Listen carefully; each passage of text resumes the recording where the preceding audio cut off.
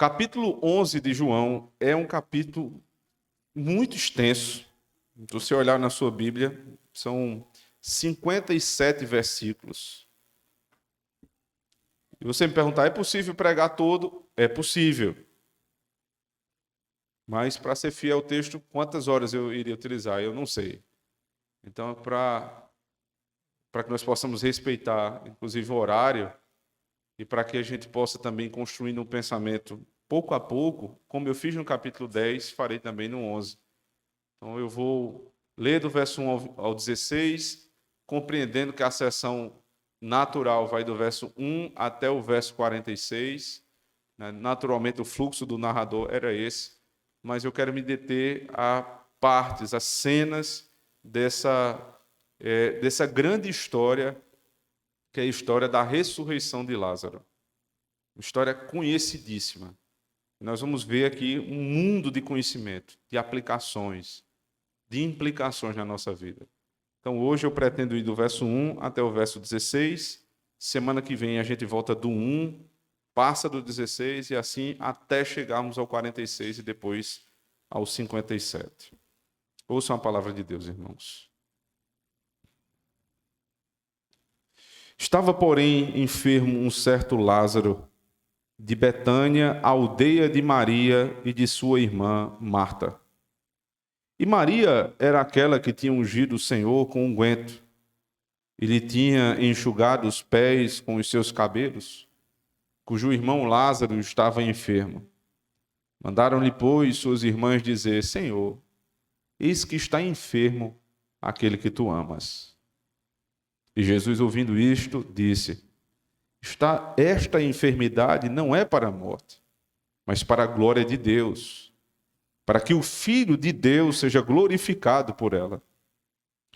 Ora, Jesus amava a Marta e a sua irmã e a Lázaro. Quando ouviu, pois, que estava enfermo, ficou ainda 2 dias no lugar onde estava. Então, depois disto, disse aos seus discípulos: Vamos outra vez para a Judéia. Disseram-lhe os discípulos: Rabi, ainda agora os judeus procuravam apedrejar-te, e tu tornas para lá? Jesus respondeu: Não há 12 horas no dia? Se alguém andar de dia, não tropeça, porque vê a luz deste mundo. Mas se andar de noite, tropeça, porque nele não há luz. Assim falou, e depois disso disse-lhes: Lázaro, o nosso amigo, dorme, mas vou despertá-lo do sono. Disseram, pois, os seus discípulos: Senhor, se dorme, estará salvo. Mas Jesus dizia isto da sua morte. Eles, porém, cuidavam que falava do repouso do sono.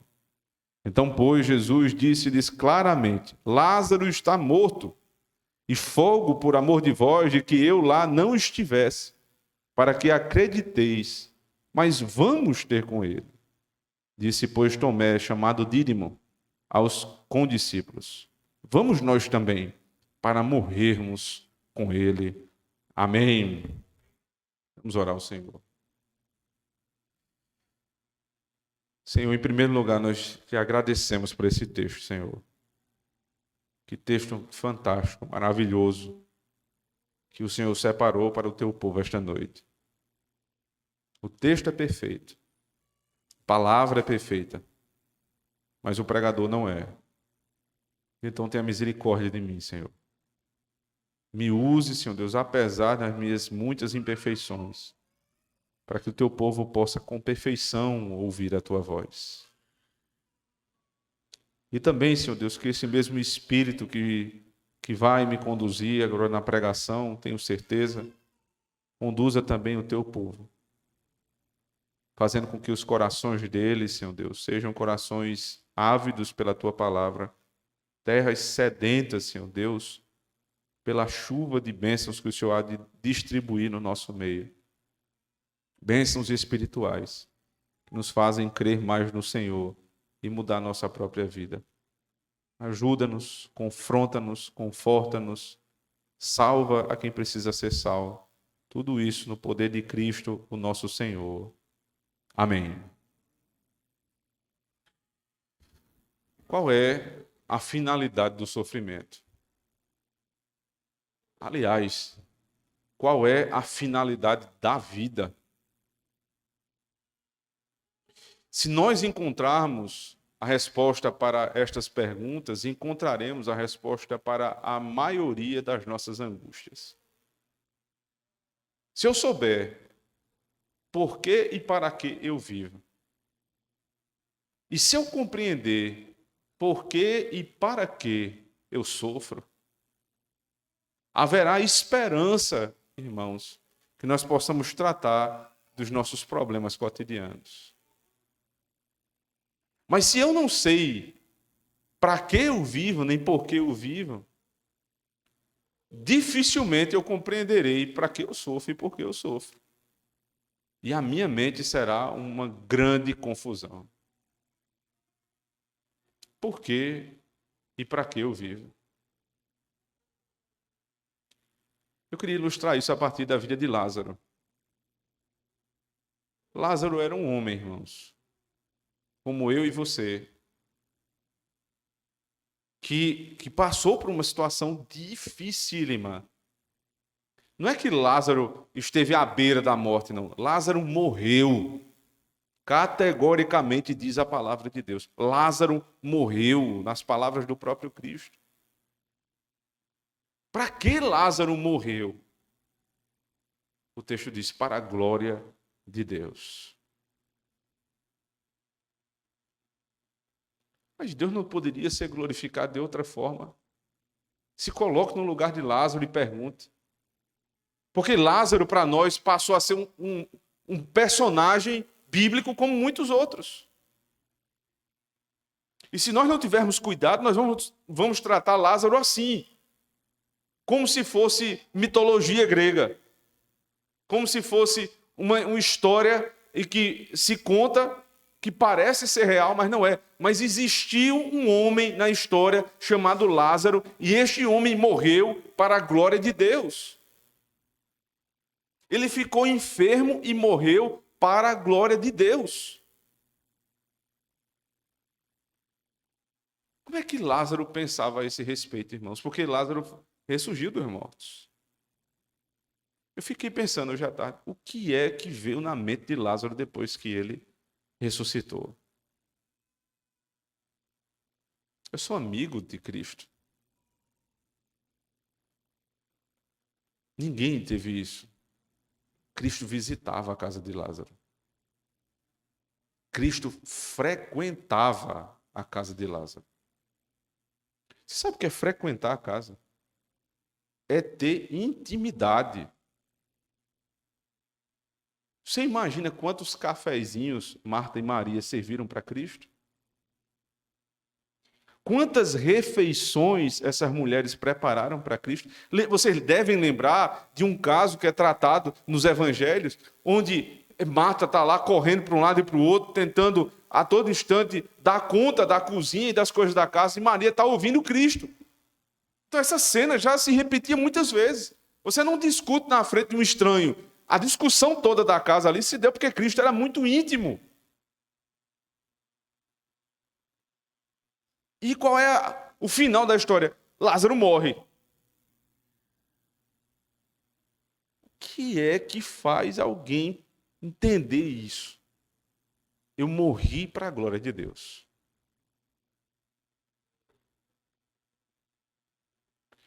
É preciso pensar nisso. Por que eu adoeci? Porque minha mãe adoeceu. Porque meu pai adoeceu. Porque um filho, como pode... Quantos pais já enterraram seus filhos? Esse tipo de texto, irmãos, ele nos prepara. Para quem já passou por situações assim, ele pode servir de força, de vigor, para repensar a vida. Mas para quem nunca passou, esse texto nos prepara para o dia que você vai se encontrar com a maior de todas as certezas, a morte. Pode ser a tua própria morte, pode ser a morte do teu cônjuge, pode ser a morte do teu pai, pode ser a morte da tua mãe, pode ser a morte do teu filho, pode ser a morte do teu irmão. O que você vai pensar de Deus nesse dia? Lázaro sabia. Eu morri para a glória de Deus. Eu morri para a glória de Deus. Ele ressuscitou. Então, ele não viu a morte, como ele morreu. Ele não viu todo o processo da ressurreição. Ele só adormeceu. E aqui o texto, daqui a pouco nós vamos tratar desse ponto, dessa forma de lidar eufêmica, né? Que suaviza a morte. Ele só, depois de dormir, ele só se lembra quando ele ouviu o nome dele. Lázaro, sai para fora. E aí foi explicada a história depois para ele. Você morreu, você ficou enfermo. Nós mandamos a mensagem por meio de um amigo nosso, e Jesus só chegou quando você tinha morrido 4 dias depois. Os debates que ficam em casa, sabe? Como é que pode? Ele é nosso amigo. Ele toma café aqui em casa. Eu boto bolo para ele comer. Eu cedo uma cama para ele dormir. Ele tem poder e me deixa morrer. Essa é uma perspectiva de olhar para a vida. Essa é uma perspectiva de olhar para a religião. Eu sou amigo de Deus e Ele me faz sofrer. Mas não é a perspectiva correta. Os maiores aprendizados são em meio às grandes tribulações. Deus é mais glorificado nas grandes tribulações em que Ele nos socorre do que nas menores. E o fato de sermos amigos de Deus, o fato de você professar o nome de Cristo, não te isenta do segundo fato, que é você passará por tribulação. Então se prepare, meu irmão. Se prepare para um anúncio um dia da enfermidade do teu cônjuge, da enfermidade do teu filho, da enfermidade dos teus pais, da enfermidade de um grande amigo. E nesse dia não questione Deus. Não questione Deus. Se Deus quer ser triunfado, se Deus quer ser glorificado por meio do nosso sofrimento, Ele será. Eu me lembro rapidamente, irmãos, do que aconteceu lá em Levítico capítulo 10, quando o pai de Nadab e Abiú, Arão, recebeu a notícia da morte dos seus 2 filhos de uma vez só. Ele tinha 2 filhos pastores. Na verdade, eram 4 filhos pastores. Nadab e Abiú, Eleazar e Itamar. São sempre postos nessa sequência. Nadab e Abiú, no primeiro culto que foram ministrar, primeira vez que eles vão ministrar o culto, imagina a alegria da casa, a família toda dizendo, então hoje é o primeiro culto, Nadab e Abiú, todo mundo animado em casa. Aí quando vem a notícia, morreram. Quem vai dar a notícia? O tio. Moisés chega para Arão e diz, os meus sobrinhos, teus filhos, morreram. Você não escuta uma palavra de Arão. Ele fica calado. Aí Moisés diz assim, porque Deus será glorificado naqueles que se achegam a Ele. E o final do versículo é, e Arão se calou. Eu me lembro da tradução do texto. O verbo utilizado lá é, ele ficou satisfeito. Como um pai fica satisfeito com a morte dos seus 2 filhos nesse contexto? Só quando um pai e uma mãe têm a perspectiva correta a respeito do reino de Deus. É melhor um filho morto do que um filho na apostasia. Você não acha? Veja só. Muito provavelmente, se Arão continuasse no erro, eles iriam apostatar. Deus disciplinou e, ao mesmo tempo, Deus protegeu. Porque eu não creio, irmãos, eu não creio que Nadab e Abiú estejam no inferno.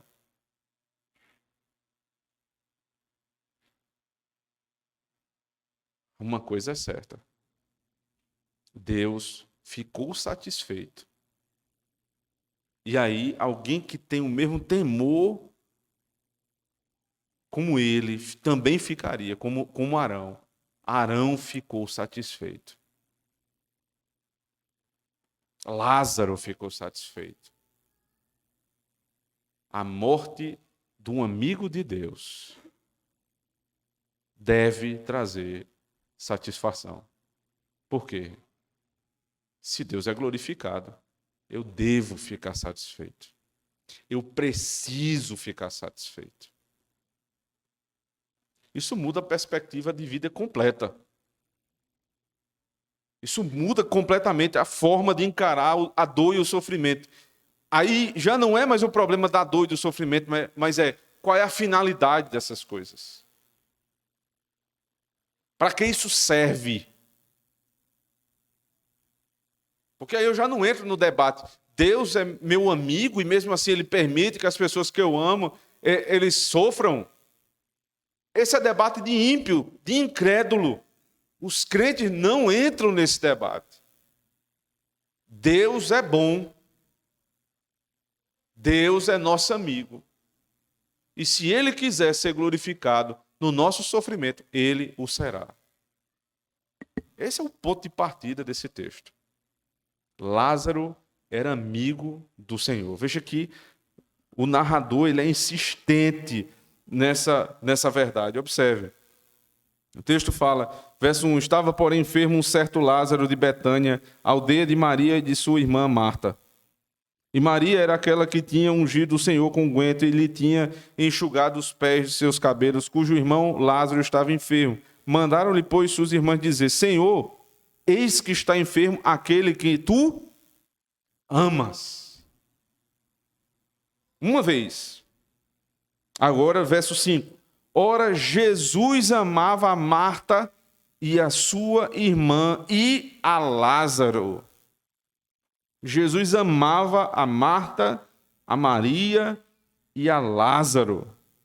Verso 11. Assim falou e depois disso disse, Lázaro, o nosso amigo. Ele ama. Ele ama uma família. Que família é essa, irmãos? A família a quem Jesus ama. A família que abre as portas para Cristo. A família que ama estar com Cristo. Tudo isso havia nessa casa. Provavelmente Lázaro, Marta e Maria eram solteiros. Não há menção nenhuma aqui de casamento. Mas eles eram uma família. É até mais difícil. Você tem 3 irmãos unidos. 3 irmãos crentes. Submissos à palavra de Deus, que amavam Cristo. Só que o peso não está no amor deles. O texto não dá peso ao amor de Marta, Maria e Lázaro. O peso todo está no amor de Cristo. Porque não faz sentido falar em amar a Deus primeiro. Ele nos amou primeiro. A origem, o fundamento do amor é Cristo. Então o texto não fala Lázaro, Marta e Maria amavam Cristo, não. Cristo os amava. Quem deu alguma coisa ao Senhor para que depois possa requerer dele? Nem o amor. Cristo nos ama primeiro, apesar de nós mesmos. Então, quando você organiza isso no texto, você destrói o argumento contrário. Cristo o amou primeiro.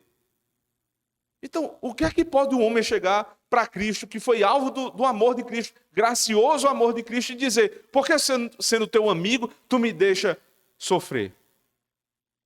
O que foi que você fez por ele? Só a estrutura que é dada aqui ao amor, não colocando o peso nos homens, mas primeiro em Deus, já nos apresenta a impossibilidade do pensamento equivocado. O que você deu a Cristo para que Ele te dê em troca? Foi Ele que te amou primeiro. Tendo amado, Ele ama de verdade. Ele visita, Ele orienta, Ele cuida e Ele dá a vida. Estava, porém, enfermo um certo Lázaro de Betânia, aldeia de Maria, e disse sua irmã Marta. Parece ser incoerente, né? Ele ama, ele cuida, ele amou primeiro.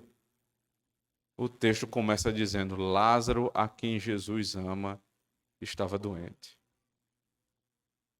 Como pode estar doente aquele a quem Cristo ama? Essa é a realidade da vida, irmãos. A realidade da vida é essa.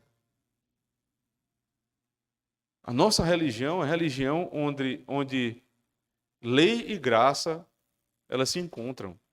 Um binômio praticamente impossível de ser harmonizado. Ou é lei ou é graça na nossa cabeça. É assim, por exemplo, que os evangélicos geralmente veem a Escritura. O Antigo Testamento é lei, o Novo Testamento é graça. Não tem isso. É lei e graça o tempo inteiro. Lei e graça se harmonizando. E aí no Salmo 85, é dito que a justiça e a graça, misericórdia, se encontram e se beijam. Como é que isso é possível? Só no Evangelho. Só no Evangelho é possível alguém ser amigo de Cristo e ficar doente. Então, todo aquele que anuncia a falsa religião diz: se você está doente, não é de Deus. É a falsa religião que te diz isso. Que estando em Cristo, você não pode estar doente. Eu queria ver alguém dessas seitas neopentecostais da cidade vir pregar este texto. Como é que você se sai daqui? Lázaro estava doente, sendo amigo de Cristo. Porque não tem confusão. Não há confusão. Ele é amigo e mesmo assim eu posso ficar doente. O texto continua, verso 2 diz: e Marta era aquela que tinha ungido o Senhor com unguento e lhe tinha enxugado os pés com os seus cabelos, cujo o irmão Lázaro estava enfermo. Ele começa aqui a descrever a casa, os personagens da casa. Lázaro está enfermo, aí em seguida ele fala de Maria, que tinha ungido o Senhor com unguento. Certamente essa Marta que ele está se referindo aqui é a Marta do capítulo posterior. Veja, João capítulo 12, versos de 1 a 3. Foi, pois, Jesus 6 dias antes da Páscoa a Betânia, onde estava Lázaro, o que falecera e a quem ressuscitara dentre os mortos. Fizeram-lhe, pois, ali uma ceia, e Marta servia, e Lázaro era um dos que estavam à mesa com ele. Então Maria, tomando um arratel de unguento, de nardo puro, de muito preço, ungiu os pés de Jesus e enxugou-lhes os pés com os seus cabelos e encheu-lhe a casa do cheiro do unguento. Esta Maria, que está sendo citada aqui, é a mesma que foi citada no capítulo 11. E é interessante, né? Porque o narrador, ele cita uma história posterior para trazer à luz que casa é essa. Para não deixar dúvida que era um amor correspondido. Não é só que Jesus ama, é que aquele a quem Jesus ama também o ama. Qual é a prova? Ele diz. Tem uma mulher que eu vou citar no capítulo posterior, que ela fez isso aqui, ó. Ela derramou o perfume mais caro que ela tinha, que era a preço de um ano de trabalho de um trabalhador comum. Ela ungiu o Senhor. Foi alvo, inclusive, da crítica de Judas, vocês se lembram? Judas disse, era muito melhor ter dado aos pobres. Como é que eu vou dar aos pobres se eu tenho Cristo diante de mim? Eu vou dar tudo a Ele. Essa era a casa que Jesus amava. Então, dizer que Jesus ama a minha casa, mas minha casa não se entrega a Ele, é contraditório. Não faz sentido. A casa a quem Jesus ama, ama também a Cristo. O amor é sempre recíproco. Cristo não tem amor platônico por ninguém. A quem ele ama, a pessoa acaba o amando também. Então, se ele diz, eu amo Lázaro, Marta e Maria, aí João vai buscar a história do capítulo posterior e dizer, eles também o amavam. Era recíproco. Era um amor de duas vias. Mas quem amou primeiro? Cristo amou primeiro. Então eu amo em resposta ao seu amor.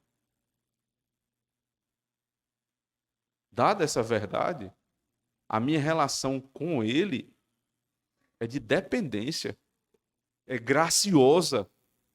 Não é como uma relação de intimidade e amizade com o meu semelhante. Não é meu semelhante, Ele é Senhor. Ele vai ressuscitar um morto. Então, ter intimidade com Cristo, ter intimidade com Deus, não é ficar chamando de papaizinho, esse tipo de baboseira, não.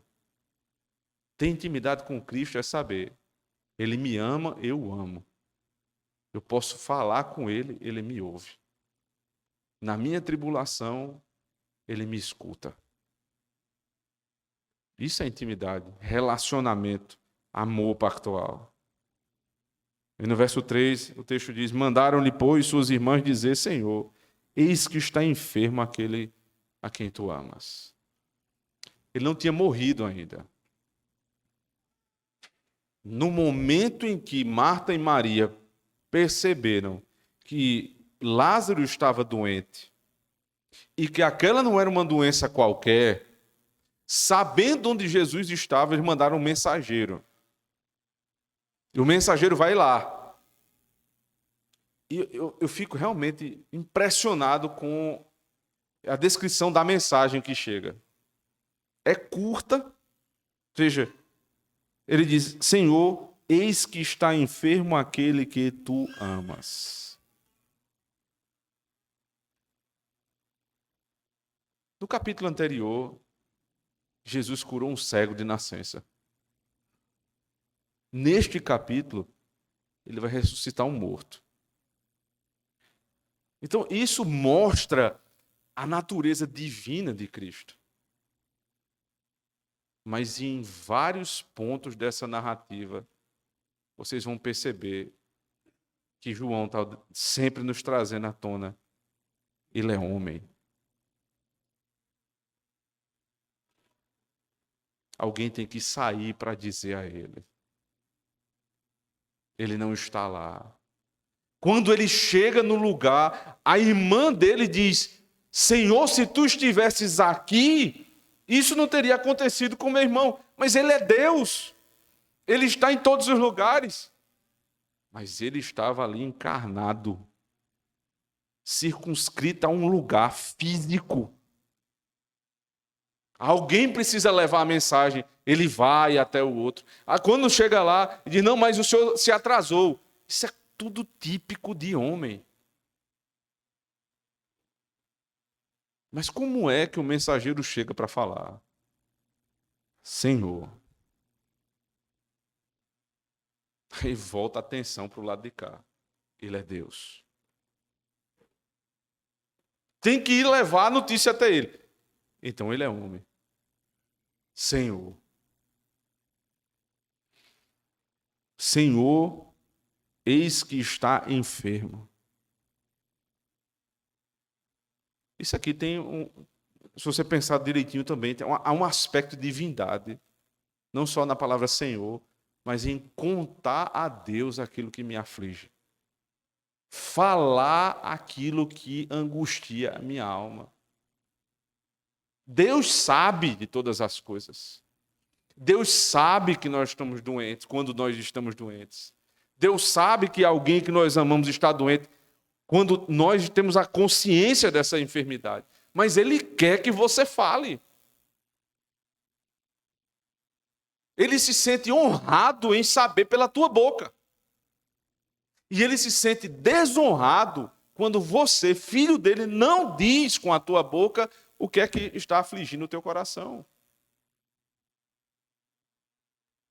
Então Marta e Maria mandaram a mensagem: Senhor, está doente, enfermo aquele que tu amas. É uma oração curta. Em determinadas situações da nossa vida, a gente não vai dar aula de oração. A gente vai passar 2 horas orando. Você não aguenta nem falar. Tem situação que é tão difícil, tão pesada, você não consegue nem articular as palavras. Você só diz: Senhor, tenha misericórdia de mim. Só foi dito: Senhor, eis que está enfermo a quem tu amas. E aí, nessa oração também há o aspecto da argumentação sábia. Não é qualquer um, é quem tu amas, Senhor. Eu não estou pedindo aqui para Zezinho da esquina, não. Eu estou pedindo para alguém pelo qual o Senhor vai derramar o seu sangue. Eu estou pedindo para o teu filho. Eu estou pedindo para o teu amigo. Para alguém da tua família. Senhor, ouve a minha oração. É assim que nós devemos orar. São orações simples, diretas. Sem empolar a voz, sem mudar o tom de voz, não precisa de nada disso. E essas coisas só são feitas, esse tipo de macaqueado da oração só é feita quando você não está orando de maneira sincera. Porque numa hora como essa aqui, você se despede, né? Você consegue se despedir de todas as amarras desse mundo. Senhor, está enfermo aquele que tu amas, ponto. Não tem discussão, não tem rodeio, não tem nada. É só isso. E Jesus ouve. Veja o verso seguinte, verso 4. E Jesus, ouvindo isto, disse: esta enfermidade não é para a morte, mas para a glória de Deus, para que o Filho de Deus seja glorificado por ela. Aí você ora ao Senhor e a resposta que você recebe é essa: pode ficar tranquilo. A sua enfermidade não é para a morte, é só para que eu seja glorificado. E a resposta que você queria ter ouvido era: tudo bem, eu vou lá agora.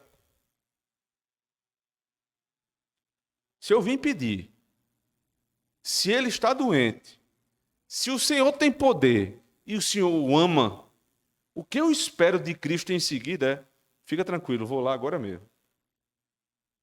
Ou como no capítulo 4, quando o filho de Jairo, lembra que estava doente, o Senhor disse: eu não vou nem lá.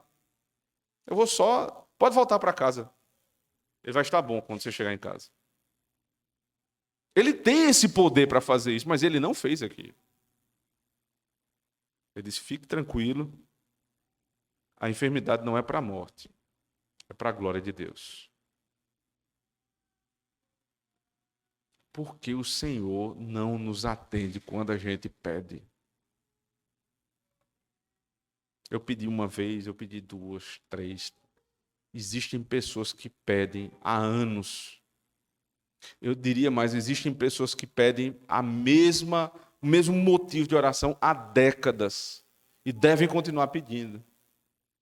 Mas o Senhor só atende quando Ele quer. Veja só, se Jesus sai aqui, nesse momento, deixa tudo o que está fazendo e corre para lá, podia ser que ele encontrasse Lázaro ainda vivo. Moribundo, porém vivo. Só que no capítulo anterior, ele já tinha curado um cego de nascença. Então, assim, quem cura um cego de nascença, curar alguém que está acamado, qual é o impacto que isso tem? Quase nenhum. Se ele tivesse ido no segundo dia, alguém poderia dizer, na verdade, ele não tinha morrido mesmo ainda, ele não estava morto. Ele estava mal. Mas não, ele não vai. Porque ele vai esperar o tempo certo para que ele seja glorificado como Filho de Deus. Aí o texto volta para falar do amor dele, verso 5. Ora, Jesus amava a Marta e a sua irmã e a Lázaro. Quando ouviu, pois, que estava enfermo, ficou ainda 2 dias no lugar onde estava. Aí você entra em parafuso aqui. Ele volta para dizer que Jesus amava. Aí em seguida ele diz, aí ele achou pouco, ficou mais 2 dias. Ele não foi na hora. Ele disse ao mensageiro, volta, porque foi exatamente isso que aconteceu. Ele mandou o mensageiro voltar e diz, explica lá a Marta e a Maria que teu irmão não vai morrer, não. Isso não é para a morte. É para a glória de Deus, para que o Filho do Homem seja glorificado. Aí ele passa mais 2 dias. E o versículo do meio é, Jesus amava. Ele te ama ou não te ama? Se ele me ama, por que ele demora? Se ele me ama e tem poder, por que ele não faz o que eu estou pedindo agora? Se o que eu estou pedindo é justo, ele me ama e tem poder, por que ele não age agora? Não é assim que se pergunta. Como é que eu vou glorificar a Deus? Da melhor forma. É esperando. Então eu vou esperar. É aguentando o sofrimento. Então eu vou aguentar. Porque ele disse, eu serei glorificado. Verso 7. Então, depois disso, depois dos 2 dias, disse aos seus discípulos, vamos outra vez para a Judeia. Disseram-lhe os discípulos, Rabi, ainda agora os judeus procuravam apedrejar-te, e tornas para lá. Vamos outra vez para a Judeia. Eu acho isso fantástico, né? Jesus podia dizer, vamos fazer o seguinte, eu estava para ser apedrejado, vocês não. Vão na minha frente, depois eu chego. Ele diz, não, vamos todos.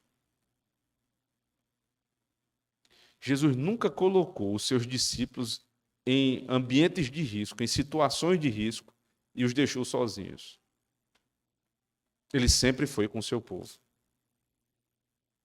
Quando Deus disse a Moisés, vai e fala com o faraó, Deus estava com ele.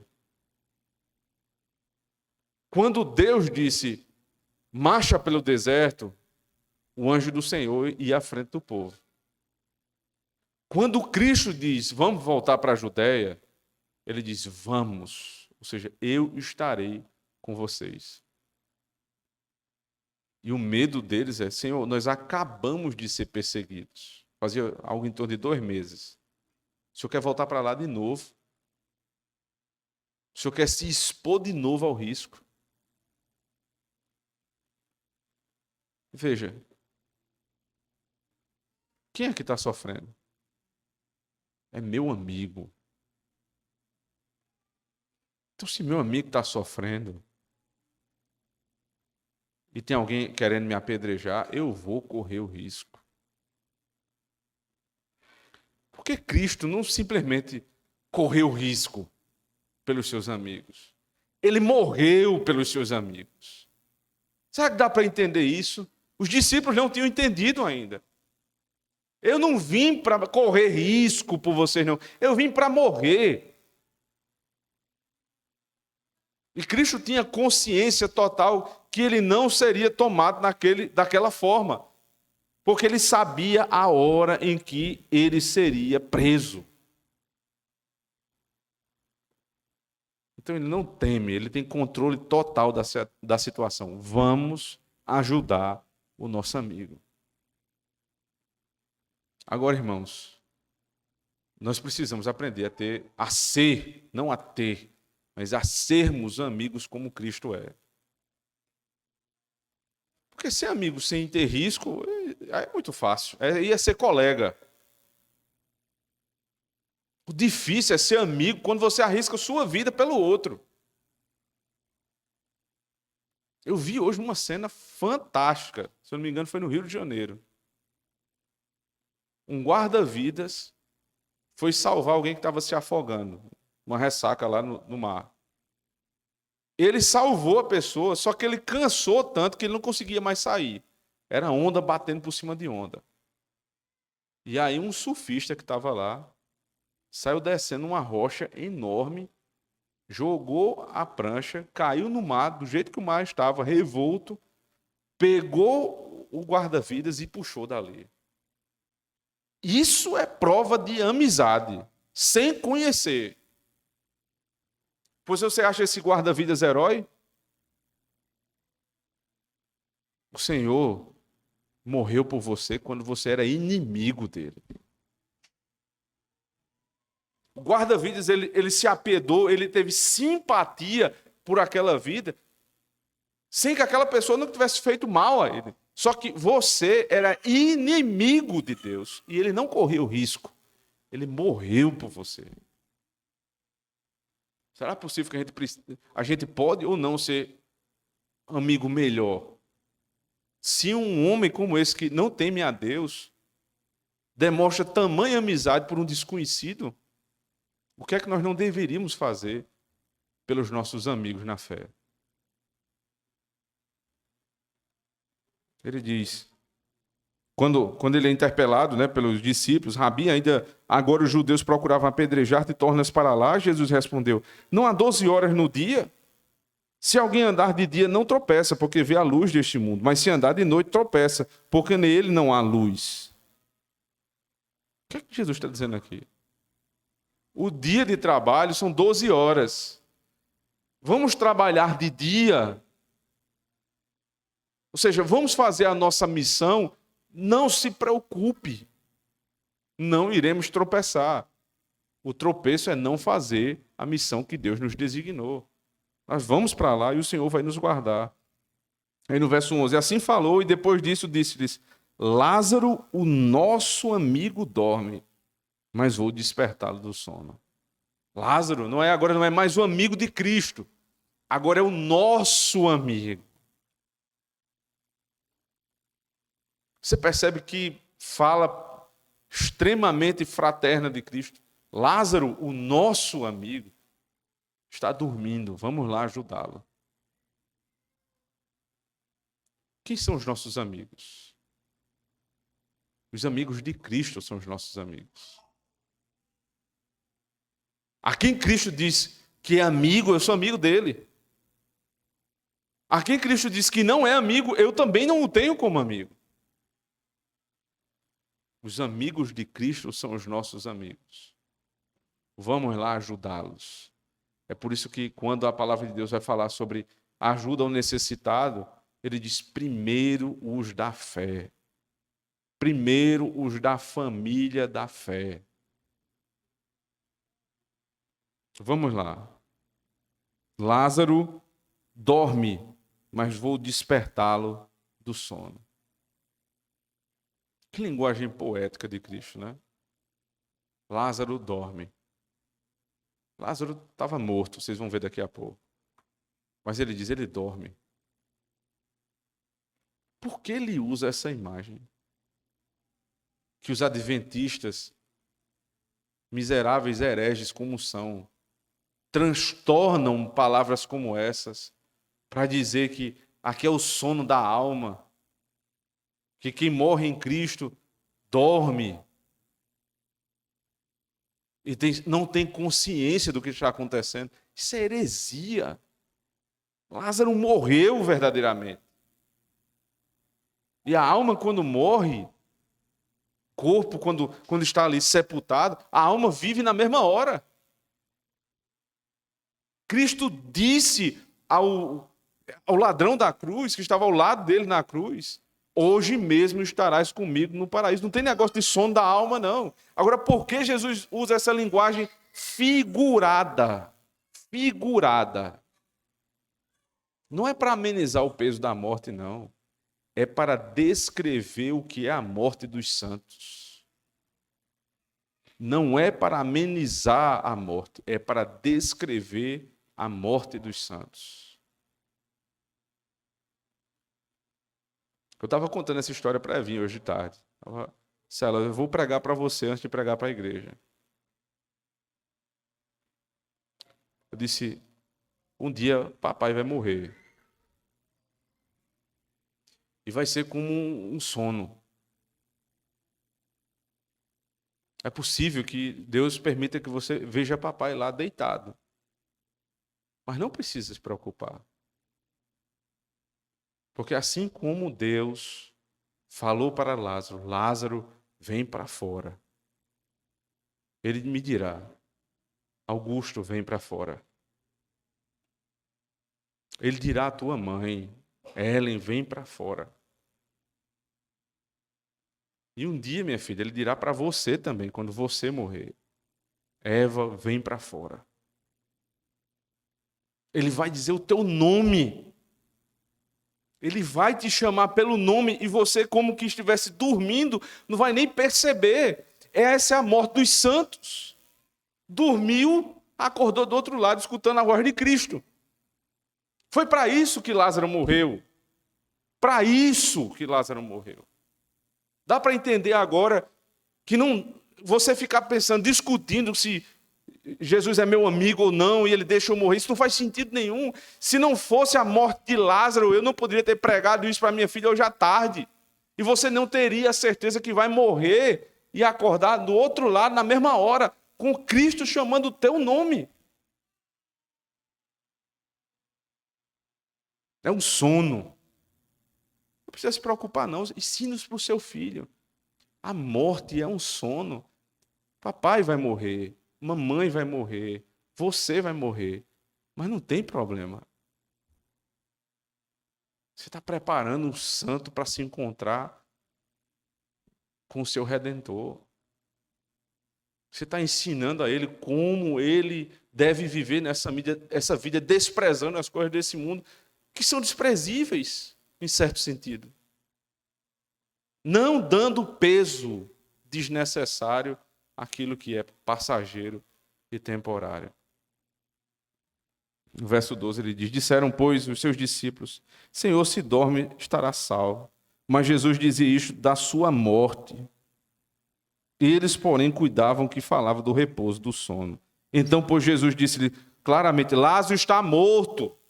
Acordem, Lázaro está morto. Problema sério de linguagem aqui, professor. Jesus está falando de linguagem figurada, falando de sono, explicando como o sono, a morte dos crentes é como o sono, é aquela tranquilidade, não tem por que haver pavor. Aí os discípulos que andavam com Jesus disseram, para que a gente vai lá? Se ele está dormindo, provavelmente ele teve uma febre, daqui a pouco vai passar e ele vai ficar bom. É desperdício de tempo. Aí Jesus disse, vocês não estão entendendo, não? Parece que eles tiveram as aulas com Paulo Freire, né? Não passaram pelo Knox Kids. Não passaram pelo Knox Kids. Eram fracos de linguagem. Jesus disse, vocês não entendem linguagem figurada, não? Então deixa eu tentar abrir a cabeça de vocês aqui. Lázaro está morto.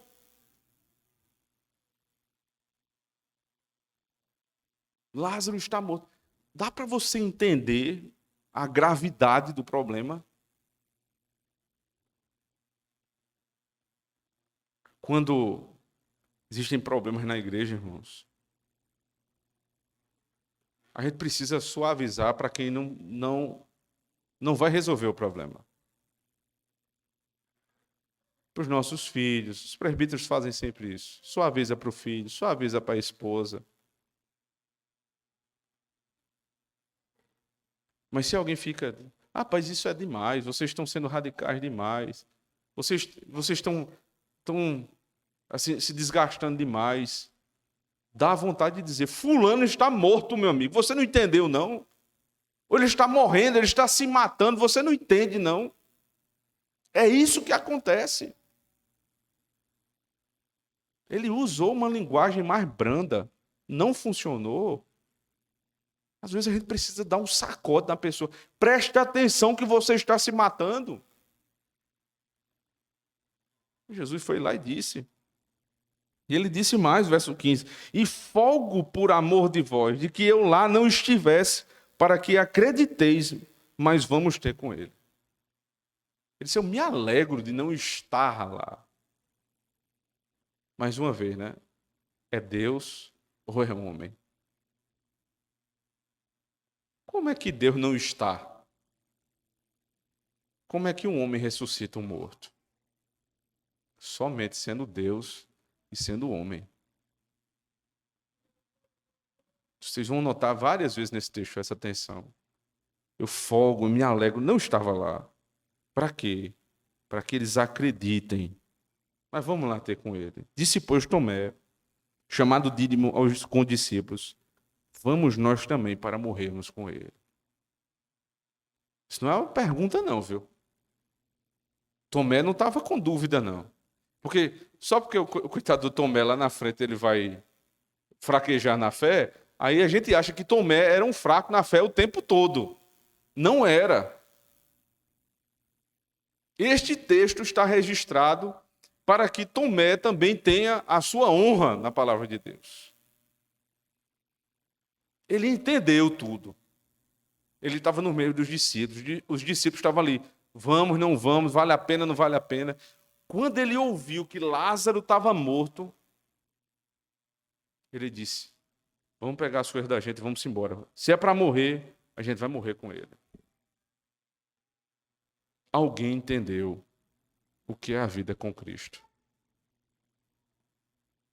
Alguém entendeu o que é ser amigo de Cristo. É estar pronto, inclusive, para morrer pela causa dele. Quem é que tinha a obrigação de ir? Foi o Senhor que foi chamado. Tomé disse, mas se ele vai, é nossa obrigação ir também. Por quê? A vida já não é mais minha. Já não é mais para os meus propósitos, para os meus deleites e para os meus prazeres. A minha vida de amigo de Cristo é para a glória dele. Se Deus vai ser glorificado na nossa morte, vamos e morramos com ele. Essa é a pergunta final. Você está pronto para morrer para a glória de Deus? Ou você aprendeu que tudo que você vem buscar na amizade de Cristo é para receber dele? Prepare-se. Os próximos domingos vão ser cada vez mais confrontadores. E você precisa responder essa pergunta. Você está pronto para morrer com ele? Deus tenha misericórdia de nós, irmãos, e nos dê a amizade de Cristo como ela é, na vida e na morte. Amém. Vamos orar ao Senhor. Senhor Deus, quanto nós estamos distantes, Senhor Deus, de tudo aquilo que acabamos de ouvir. Da resiliência do Senhor em buscar fazer a vontade do Teu Pai. Da coragem, Senhor Deus, do Senhor em enfrentar a morte. Da tranquilidade do Senhor ao ouvir que alguém que o Senhor ama está passando dificuldade, e mesmo assim não ir. Não se apressar. Não ser atabalhoado. Não fazer aquilo, Senhor Deus, que a carne quer, negando o Espírito. Ensina-nos, Senhor Deus, a ter esse mesmo espírito de brandura, de paciência, de perseverança e de verdadeira amizade. Para que quando os nossos amigos precisem de verdade, Senhor, nós possamos dar o auxílio não que eles querem, na hora que eles querem, nem do jeito que eles querem, mas na hora, com a forma e para o propósito que o Senhor deseja. E assim possamos, Senhor Deus, na amizade uns pelos outros, nos entregando uns aos outros, nos entregarmos pela tua santa causa, nos preparando para o dia que nos encontraremos contigo, quando o Senhor vai requerer de nós verdadeira amizade. Ó Deus, tu que nos deste o teu Filho, nosso grande amigo, nos faça caminhar com ele, hoje e sempre. Amém.